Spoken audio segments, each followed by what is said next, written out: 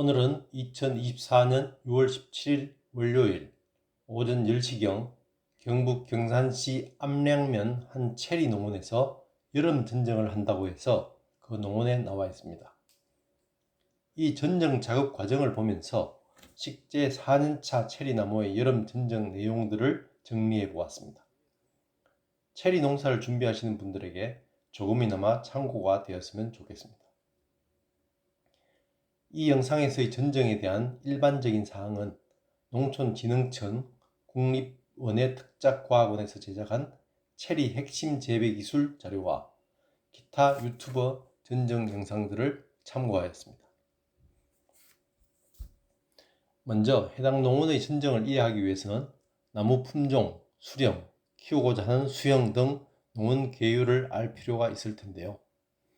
이 농원은 면적이 약 500평 정도 되고요. 밭에는 버건디펄, 에보니펄, 코랄 샴페인 A 등 몇몇 종류의 체리나무가 있습니다. 올해가 식재 4년차이고 수형은 관목형 형태로 전정을 하여 키우시고 있는데 앞으로는 개심 자연형 형태로 발전해서 키우시겠다고 합니다. 따라서 오늘 전정은 주로 식재 4년차 개심 자연형 체리나무 전정 위주로 알아보겠습니다. 이 밭은 이제는 체리 수확이 완료된 상태입니다. 오늘 약간 덥기는 합니다만 작업하기에는 적당한 날씨인 것 같습니다. 전정은 그 시기별로 구분하자면 겨울 전정과 여름 전정으로 구분합니다. 여름 전정은 주로 4월에서 9월 초에 하게 되는 순지르기, 속가내기 등을 모두 포함하게 됩니다. 사장님께서는 오늘 작업은 주로 큰 가지를 속견하기 위주로 하여 나무 안쪽까지 햇볕이 원활하게 들어오게 하고 공기의 흐름을 원활하게 하여 나무를 건강하게 하고 내년에 꽃눈이 많이 형성되도록 유도할 예정이라고 합니다. 그러면 먼저 전정 작업의 일반 순서를 알아보겠습니다. 전체적인 자음량 가늠하기, 두 번째로 전정을 위한 도구 준비, 세 번째로 전정 도구의 소독, 네 번째로 각 나무별 전정 작업, 이렇게 순서를 정하면 될 것 같습니다. 첫 번째로 전체적인 작업량 가늠하기입니다. 일단 전정 작업을 하기 전에 밭을 쭉 둘러보면서 각각의 나무 상태를 찬찬히 살펴봅니다.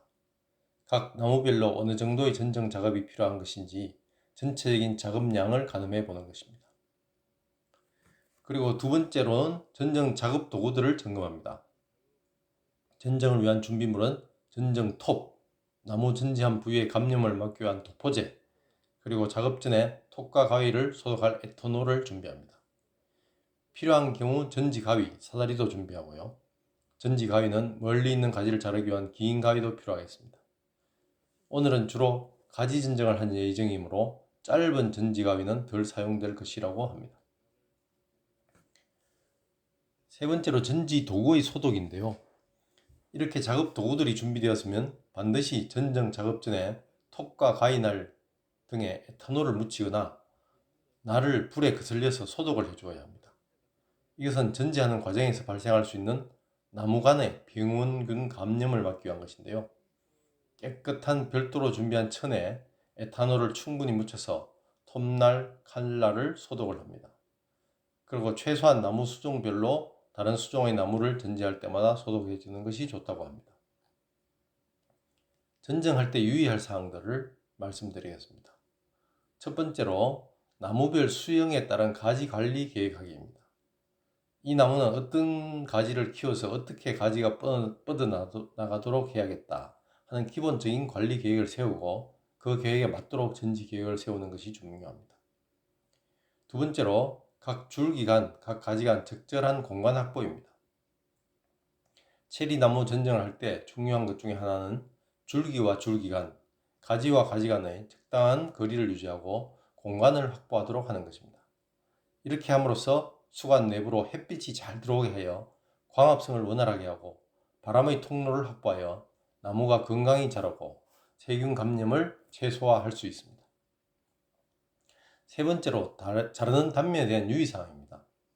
그리고 가지를 자를 때는 수직으로 자르든지 비스듬하게 일자형으로 잘라서 잘라진 빗면이 빗물이 머물지 못하게 하는 것이 중요합니다.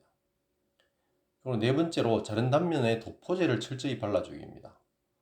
또한 자른 부위에는 보호제, 도포제를 충분히 세밀하게 발라주어서 상처 부위가 공기에 노출되어 상처 부위를 통한 세균의 감염이 되지 않도록 철저하게 막습니다.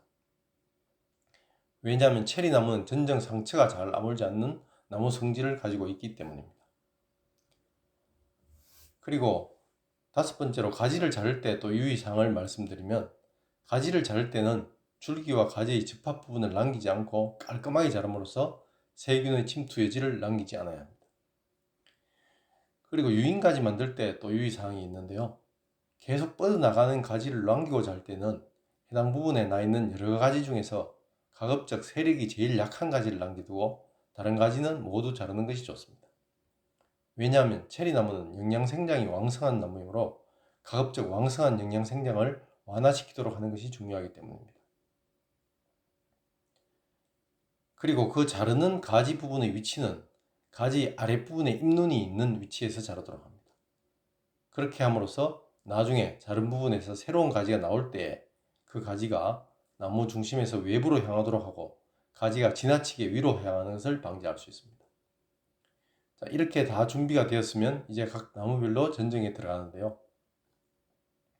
각 나무별 전정을 할 때 전정 순서는 어떻게 할까요? 성목의 경우에 먼저 굵은 가지부터 전정하여 가지간 적당한 거리를 확보하도록 합니다. 그런 다음에 수관 내부를 뻗은 가지를 각각 제거하여 햇빛의 통로를 확보합니다. 그리고 땅 쪽으로 자라 아래로 축 처진 가지도 제거해 줍니다. 또한 연필 굵기보다 쇠약한 가지, 굵은 가지 밑쪽에서 자라 열매가 맺히더라도 그늘져 색색이 나쁜 가지, 병들거나 말라 죽은 꽃등이 가지 등은 제거합니다.